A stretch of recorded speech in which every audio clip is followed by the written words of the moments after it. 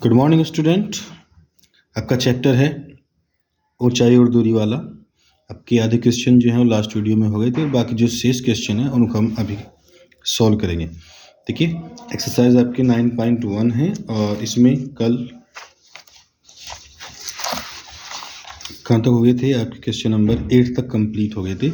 अब question number 9 की बात करेंगे और क्वेश्चन नंबर 9 में आप ध्यान से देखिए, पढ़ेंगे के बाद एक मीनार के एक पाद बिंदु से एक भवन के शिखर का उन्नयन कोण 30 है और भवन के पाद बिंदु से मीनार के शिखर का उन्नयन कोण कितना है भाई? 60 अंश है।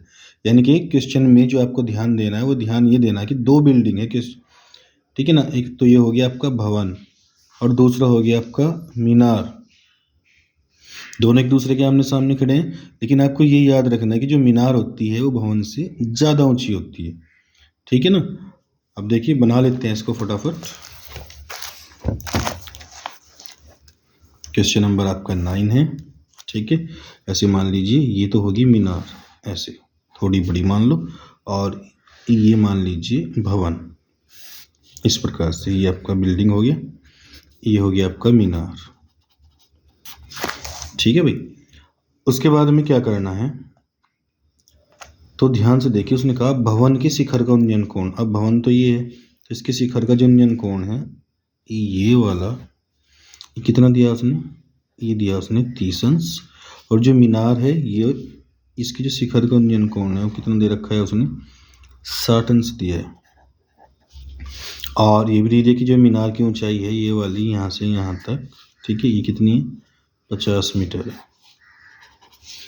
और अब आपको निकालना क्या है? आपको निकालना है भवन की ऊंचाई, ठीक है। ये मान लीजिए आप ऐसे x, और भाई नाम दे लो जो भी देना आपको, A B C D ऐसे करके, ठीक है। अब देखिए हम पहले क्या करेंगे, त्रिभुज ले लेंगे छोटे वाला या बड़ा ले लीजिए, x का मान आ जाएगा। देखो त्रिभुज कौन सा है? BAD। BAD में कितना आ जाएगा? tan 60 इक्वल टू होता है लंब बटे आधार। लंब है आपका 50 और आधार है हम लोगों का x। यहाँ तक कोई दिक्कत नहीं है। tan 60 का मान होता है √3, यानी कि 50 बटे x। या x इधर आ जाएगा और ये इधर आ जाएगा, तो x की वैल्यू हो जाएगी 50 बटे √3, ठीक है। एक वैल्यू हमारे पास आ गई, यहाँ तक कोई डाउट नहीं। आगे जब चलते हैं तो आगे देखते हैं, अब दूसरे वाला त्रिभुज ले लेते हैं, त्रिभुज ABC। त्रिभुज ABC में ABC में क्या कर रहे हैं? कितना एंगल? 30 है, यानी कि tan 30 इक्वल टू होता है लंब बटे आधार। लंब है आपका h जो आपको निकालना है और आधार है आपका x। अब tan 30 का मान होता है 1/√3 h एज इट इज, ठीक है। और ये x, यहाँ तक कोई डाउट नहीं होगा, ठीक है। अब आपको क्या करना है? ज़्यादा कुछ नहीं करना है, बस x का वैल्यू है आपके पास, रख दो यहाँ पे ऐसे, ठीक। अब जो सबसे नीचे होता है भाग जाता है सबसे ऊपर, 1/√3 वो सबसे ऊपर चला जाएगा, यानी कि h इंटू √3/50। इसका मल्टीप्लाई इसमें कर दीजिए, इसका इसमें कर दीजिए, तो ये तो हो जाएगा 50 √3 3 h। और जब आप h का मल्टीप्लाई करेंगे, ठीक, सॉरी 3 का ये मल्टीप्लाई में तो डिवाइड में जाएगा, यानी कि ये आ जाएगा। और आप इसको जब भी भाग देंगे आपका उत्तर यहाँ पे आ जाएगा। इसके बाद में बात करते हैं, क्वेश्चन नंबर 10 है आपका। देखिए ध्यान से क्या कह रहा है। एक 80 मीटर चौड़ी सड़क के दोनों और आमने सामने समान, ये समान है, समान लंबाई वाले दो खंभे लगे हुए हैं, ठीक है। ऐसे मान लो समान लंबाई के दो खंभे बना लो पहले। और कितनी दूर लगे हुए हैं भाई? ये 80 मीटर इनके बीच का डिस्टेंस है। चलिए हो गया यहाँ तक। दोनों की ऊंचाई जो भी है, मान लो h है तो ये भी h है, क्योंकि दोनों समान है, ऐसे मान लो। उसके बाद में दोनों खंभों के बीच सड़क के एक बिंदु, ठीक है, ऐसे कोई बिंदु है, और उसके बाद में उनके शिखरों के उन्नयन कोण एक का 60 है और एक का 30 है, ऐसे मान लो भाई, ठीक है। ये 60 मान लो, ये 30 मान लो, ठीक है। और उसके बाद वो कह रहा है हमें कि खंभों की ऊंचाई और इनके बीच की, यानी खंभों से क्या क्या इनकी दूरी हो सकती है वो निकालना है हम लोगों को। देखो ध्यान से, अब क्या करेंगे हम, इस डिस्टेंस को, इतने वाले को x मान लो, तो आगे कितनी हो जाएगी 80 माइनस एक्स हो जाएगी, नॉर्मल सी बात है बिल्कुल। तो ए बी यहाँ पे सी दे लो, यहाँ पे डी दे लो, यहाँ पे ई दे लो, इस प्रकार से बिंदु मान लेंगे हम, और कुछ नहीं है। ठीक है, अब देखिए अब इनको सोल्व करते हैं कैसे फटाफट। यहाँ पे अगर जब इसको देखेंगे हम लोग किस प्रकार से इसको सोल्व करना है हमें, तो क्या करते हैं, कोई सा एक त्रिभुज ले लीजिए डी सी ई। ठीक है, ये वाला ले लीजिए, चाहे आप ये वाला ले लीजिए, पहले ये वाला ले लो, सी ए बी। त्रिभुज सी ए बी में कितना है 1060 इजिकल टू हो जाएगा लंब यानी कि एच, आधार हो जाएगा यानी कि एक्स। 1060 का √3 होता है एच अपॉन एक्स, तो यहाँ पे एच का वैल्यू निकाल लो, कितना आ जाएगा √3x, और इसको ऐसे छोड़ दो। इसके बाद फिर इधर वाले त्रिभुज में घुस जाएंगे, इसमें डी सी ई, त्रिभुज डी सी ई में 10 कितना हो जाएगा इस बार 30 है, ये आपका एच ही रहेगा, और जो आपका आधार है इस बार हो जाएगा 80 माइनस एक्स। आई होप यहाँ तक कोई डाउट नहीं होगा। 1060 का ये होता है वैल्यू, सॉरी 1030 का 1/√3, 1060 यहाँ था, और h अपॉन 80 माइनस एक्स, यहाँ तक कोई दिक्कत नहीं है। h का वैल्यू है आपके पास, ये रहा, तो h के स्थान पे रख दो इसको, √3x 80 minus x, cross multiply कर देंगे, इसमें करेंगे तो ये आ जाएगा 80 माइनस एक्स, और इसमें करेंगे √3 3 हो जाएगा 3x। अब ये माइनस का x है, बराबर से इधर जाने के बाद में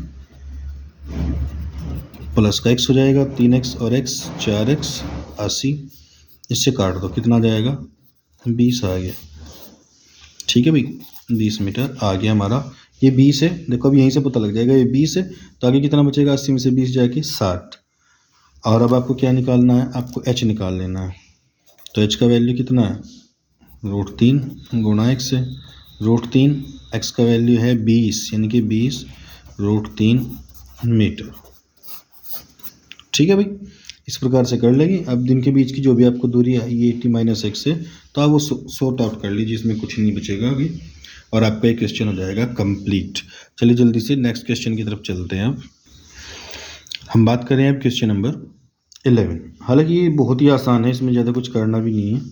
देखिए उसने पहले ही अगर आप ध्यान से देखें चित्र दे दिया है, ठीक है, और क्या क्या नहर की चौड़ाई और टावर की ऊंचाई, यानी कि एक तो ये निकालना है h और ये मान लो आप x। ठीक, चलो यही सोल्व कर देते हैं इसको फटाफट। देखो त्रिभुज, पहले ये वाला त्रिभुज ले लो बी सी ए में अगर आप देखेंगे तो कितना है 1060 है ना, 1060 इक्वल टू जाएगा h अपॉन एक्स, इनके लंब बटे आधार।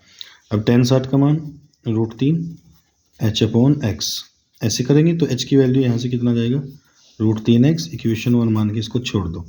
अब ले लो फिर त्रिभुज बड़े वाला, इनके बी डी ए, त्रिभुज बी डी ए में अगर आप देखेंगे तो कितना है भैया 1030 है, इजिकल टू लंब ये आपका h ही रहेगा, और आधार हो जाएगा आपका 20 प्लस एक्स, क्योंकि आधार में सारा का सारा जुड़ जाएगा, 20 तो यहाँ तक है और x यहाँ तक है, यानी कि 20 प्लस एक्स। यहाँ तक कोई डाउट नहीं है। अब देखो क्या करना है, 1060 का 1030 यानी कि 1/√3, ये हो जाएगा h 20 प्लस एक्स, कोई डाउट नहीं। अब h का वैल्यू है आपके पास, ये रहा, लिख दीजिए यहाँ पे h के स्थान पे, यानी कि √3x और 20 प्लस एक्स, क्रॉस मल्टीप्लाई कर दीजिए, इसकी इसमें करेंगे देखो 3x, इसका इसमें करेंगे 20 प्लस एक्स। ठीक बात, उसके बाद ये प्लस का x है, इसको दरा के घटा दो, 3x माइनस एक्स 2x 20, काट दीजिए, x का वैल्यू 10 आ जाएगा, 10 मीटर, कोई दिक्कत नहीं है। ठीक है, और आपको क्या निकाल लेना है, अब आपको निकालना था इसमें h भी निकालना है ना। ठीक है, h निकालेंगे, और h कब कहाँ है, ये इक्वेशन ये रहा, इनके √3 × x, तो √3 है, h का मान 10 है, तो कितना आ जाएगा 10 √3 मीटर ये आ जाएगा। और अगर आप ये चाह रहे हैं कि हम इसको आगे भी करें तो √3 का वैल्यू 1.73, ठीक है ना, 2 करके होता है, इसका मल्टीप्लाई कर दीजिए, लगभग 17.32 मीटर आ जाएगा। ये आपका क्वेश्चन हो गया। ठीक है, अब चलते हैं जल्दी से नेक्स्ट क्वेश्चन की तरफ। क्वेश्चन 12 में ये क्या कह रहा है, देखिए 7 मीटर ऊंचे भवन की, ध्यान से देखना, 7 मीटर ऊंचे भवन की शिखर से एक केबल टावर के शिखर का उन्नयन कोण 60 अंश है। अच्छा जी, यानी कि दो चीज़ें, एक तो क्या है, एक तो आपकी नॉर्मल बिल्डिंग है, ठीक है, और एक आगे मान लो कहीं टावर है, थोड़ा बड़ा होगा टावर हमेशा, ये टावर मान लो इस साइड, ठीक है। अब वो क्या कह रहा है, ये कह रहा है 7 मीटर ऊंचे भवन के शिखर से, यानी कि यहाँ से इसके शिखर का जो उन्नयन कोण है ये वाला, ठीक है भाई, कितना दे दिया उसने, ये दे दिया है उसने 60 अंश। चलिए उसके बाद में, और इसके पाद का अवनमन कोण, यानी कि ये वाला जो है, इसके ये पाँव है, इसका जो अवनमन कोण है, इस प्रकार से जब हम बनाते हैं इनको, ठीक है, ये डार्क लाइन खींच लीजिए, कितना 45। अब ये 45 है तो सीधी सी बात है, ये भी क्या हो जाएगा आपका 45 हो जाएगा, इसमें कोई डाउट नहीं। ये x मान लीजिए, और क्या कहा भाई, टावर की ऊंचाई आपको ज्ञात करनी है, ठीक है। देखिए क्या करेंगे, ये 7 है तो ये भी 7 हो जाएगा, सीधी सी बात है, और ऊपर मान लीजिए आप ये h, लेकिन जब आप निकालेंगे तो उसमें 7 जोड़ देंगे, क्योंकि 7 हमने नीचे से मान लिया है, B C D E, जो भी आपको नाम देना हो नाम दे लो। अब आपको क्या करना है, त्रिभुज ले लीजिए फटाफट, ABC, त्रिभुज ABC में ये कितना है भाई, 10 45, यानी होता है लंब बटे आधार, इनके 7/x। अब 10 45 का वैल्यू 1 होता है, 7/x, ऐसे करेंगे तो x का वैल्यू आ जाएगा 7 मीटर, यानी ये कितना आ गया भाई, ये आ गया हमारा 7। अब आपको ऊपर वाले त्रिभुज में चलते हैं, यहाँ पे त्रिभुज आपको दिख रहा होगा, ठीक, त्रिभुज आपका ECD, त्रिभुज ECD में कितना है आपका 10 60 इजिकल टू h, और भाई ये x है तो सीधी सी बात है, इसका भी आधार क्या होगा, इसका आधार भी x ही हो जाएगा, नो डाउट। अब 10 60 का वैल्यू आपके पास कितना है, √3 होता है, h और x का वैल्यू आपके पास 7 है, ठीक, तो ऐसे h निकालेंगे आप तो आ जाएगा आपका 7√3 मीटर, ठीक है। अब आपको निकालना है टावर की कुल ऊंचाई, यानी कि ये देखिए यहाँ से लेके वहाँ तक ये निकालना आपको पूरा, टावर की ऊंचाई की अगर बात करेंगे तो ये ऐसे जाएगा BE + ED, BE 7 है और ये हमने निकाला है अभी 7√3, आप 7 कॉमन ले लीजिए, 1 + √3 मीटर आ जाएगा, और इसको आप यहीं पे छोड़ दीजिए, आपको आगे हल करना हो तो आगे हल कर लीजिए, कोई दिक्कत इसमें नहीं आएगी, ये हो जाएगा आपका कंप्लीट यहाँ तक। चलिए स्टूडेंट, अभी बात कर रहे हैं हम, क्वेश्चन नंबर 12 तक हो गया ना, अब 13 पे चलते हैं। देखिए ध्यान से, 13 में क्या कहा कि समुद्र तल से, ठीक है ना, ये वाला क्वेश्चन है, समुद्र तल से 75 मीटर ऊंची लाइट हाउस के शिखर से देखने पर दो समुद्री जहाज़ों के अवनमन कोण 30 और 45 है। देखो ऐसे मान लो, ये तो कोई, ठीक है ना, कितना है 75 मीटर ऊंची कोई ऐसे लाइट है, ऊपर वहाँ पे है, नीचे इस प्रकार से कहीं समुद्र जा रहा होगा, तो यहाँ पे क्या किया, दो जहाज है मान लो ऐसे, एक ये है एक बी है, ठीक भाई। तो उसके बाद में क्या कहा उसने, तो इनकी जो अवनमन कोण है में 30 और 45 अंश है,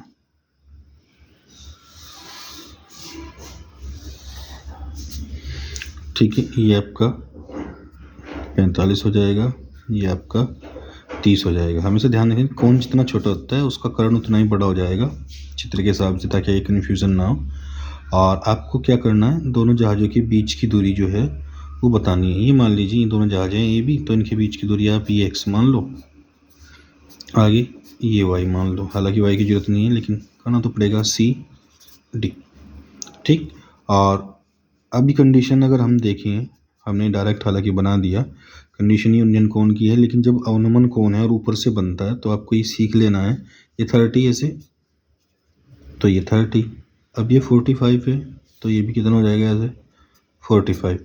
हालांकि जो अवनमन कोण देता है, ठीक है, बनाना हमें उन्नयन कोण ही है उसका भी, ये याद रखना है, ये आपके एकांतर कोण ऐसे बन जाते हैं, काम हमें वही करना है, ऊपर चाहे जो कुछ दे ले लेकिन बनेगा वो नीचे ही, ठीक। अब देखते हैं, फटाफट सॉल्व कर लेते हैं। देखिए पहले ले लेंगे आप त्रिभुज CAD में ये कितना है 10 45, यानी कि 10 45, लंब बटे आधार यानी कि 75/y। अब 10 45 की वैल्यू होती है 1, तो 70/y, ये ऐसे क्रॉस मल्टीप्लाई करेंगे तो y की वैल्यू डायरेक्ट आ जाएगा 70 मीटर। फिनिश। अब त्रिभुज बड़े वाला ले लेंगे CBD। त्रिभुज CBD को जब हम सॉल्व करेंगे तो इसमें एंगल कितना है आपका, tan 30 है, हो जाएगा परपेंडिकुलर यानी कि 75। लेकिन जो इस बार आधार है, आधार आपका यहाँ से यहाँ तक हो जाएगा सारा x + y। इसकी वैल्यू 1/√3 होती है, ये 75 है। x आपको निकालना है और y की वैल्यू आपके पास आ गई है 70। देखना ध्यान से भाई, नहीं ये आपका 75 है, तो यहाँ पे 75 करेंगे आप, फिर यहाँ 75 होगा और फिर यहाँ पे भी 75 आ जाएगा, तो यहाँ पे आपका 75। ठीक है, और कर दीजिए cross multiply, x + 75 equal to इसमें करेंगे आ जाएगा 75√3। ठीक है, और ये प्लस का इसको उठा के उधर ले जाओ, 75√3 - 75 कॉमन ले लीजिए, ये जाएगा √3 - 1 और यही आपका आंसर होगा। बस ये ध्यान रखना था हमें। ठीक है, ये 75 है, हमने 70 मान लिया था, ठीक, बाय मिस्टेक, ये जैसे भी हो जाती है गलती, कोई बात नहीं। आप इसको कर लीजिएगा यहाँ तक भी। ठीक है, कितने क्वेश्चन हो गए आपके, 13 हो गए। 13 है, चलिए 14 पे चलते हैं। लगे आप 14 में पढ़ लेते हैं एक बार क्या दे रखा है। देखिए 14 में तो बड़ा आसान सा है क्योंकि उसने चित्र ऑलरेडी दे रखा है। जब चित्र आ गया है तो फिर हमें ज़्यादा कुछ करने की इसमें ज़रूरत पड़ेगी नहीं। देखिए बस इसमें ना समझने वाली बात ये होती है कि ये जो डिस्टेंस है आपकी